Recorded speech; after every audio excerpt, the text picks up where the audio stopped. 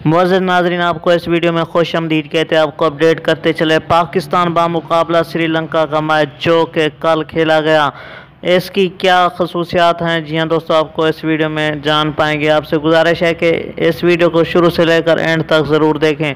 आपको अपडेट करते चलें, पाकिस्तान की शानदार कारकर्दगी की बदौलत पाकिस्तान क्रिकेट बोर्ड ने मेहमान खसूसी के तौर पर इंडिया भी रवाना हो चुकी हैं। जी हाँ दोस्तों, आपको अपडेट कर रहे हैं, मोहम्मद रिजवान की शानदार बैटिंग की बदौलत और अब्दुल्ला शफीक 100 रन्स बनाकर नुमाया रहे। जी हाँ दोस्तों, पाकिस्तान को फतह से हमकिनार करवाया।